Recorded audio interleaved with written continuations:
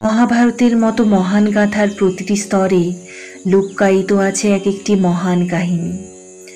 আজ আপনাদের শোনাব মহাভারতের এক অন্যতম চরিত্রের কাহিনী, দুর্যোধন, যাকে ধরা হয় দাপর যুগের তেজি অহংকারী খলনায়ক হিসেবে।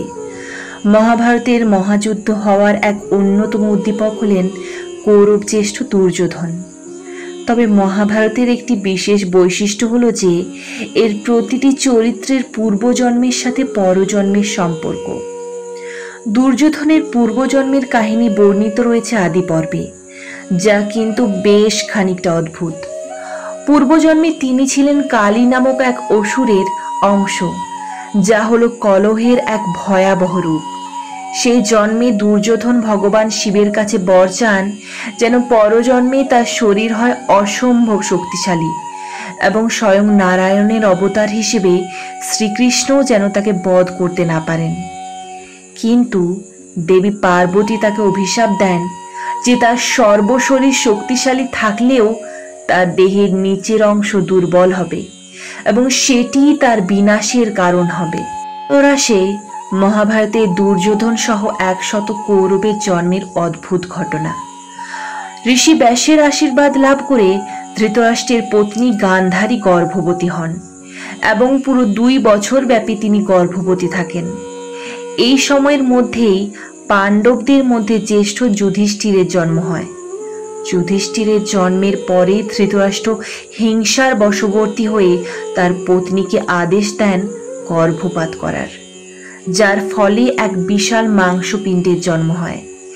ঋষি ব্যাসের নির্দেশ অনুযায়ী সেই মাংসপিণ্ডগুলিতে মাখন লাগিয়ে একটি পাত্রের মধ্যে সংরক্ষণ করা হয় এবং একটি ছোট খণ্ডও আলাদা করে রাখা হয় এবং সেখান থেকেই জন্ম নেয় দুর্যোধন সহ 100 কৌরবের এবং একটি কন্যা দুঃশলার।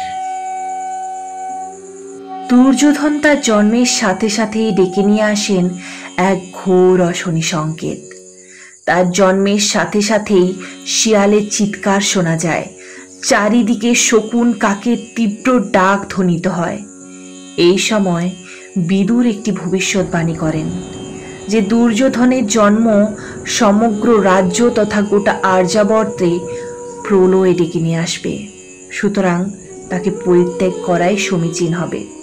কিন্তু পুত্র স্নেহের বশবর্তী হয়ে ধৃতরাষ্ট্র বিদুরের এই কথায় প্রচণ্ড ক্রোধিত হন এবং তার পরামর্শ অনুসরণ করতে অস্বীকার করেন।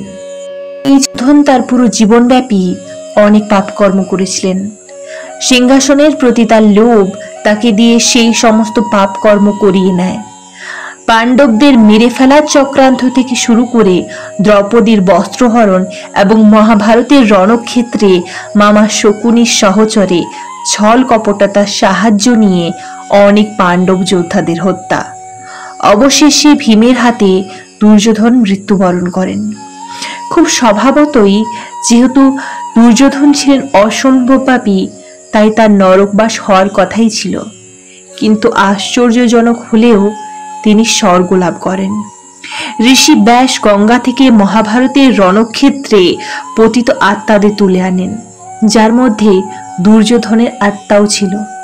এদিকে পাণ্ডবদের মধ্যে একমাত্র যুধিষ্ঠিরই সশরীরে স্বর্গ আরোহণ করতে সমর্থ হন। সেখানে গিয়ে তিনি দেখেন যে দুর্যোধন তার আগেই সেখানে পৌঁছে ঐশ্বর্য ও সম্ভারের সাথে বসবাস করছেন। যুধিষ্ঠির অবাক হয়ে নারদ মুনিকে জিজ্ঞেস করলে তিনি বলেন যে দুর্যোধন চরম পাপী থাকলেও রণক্ষেত্রে সে একজন যোদ্ধা হিসেবে তার কর্তব্য পালন করেছে। যুদ্ধের শেষে একলা শ্মশান ভূমিতে সে কাটিয়েছে তার জীবনের শেষ 30 ঘন্টা। তখন তার জঙ্ঘা ছিল স্থানচ্যুত। সেই চরম কষ্টের মুহূর্তে তিনি জীবনের মর্মার্থ অনুধাবন করতে পারেন, যা তার সমস্ত পাপকে শোধন করে দেয়।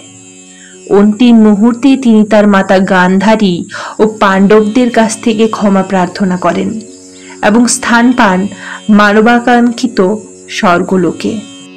এই ছিল মহাভারতের দুর্যোধনের পূর্বজন্ম এবং পরজন্ম সম্পর্কিত বেশ কিছু তথ্য। আশা করছি আপনাদের ভালো লেগেছে। পরবর্তী ভিডিওতে আসতে চলেছে এরকম অনেক অজানা কাহিনী।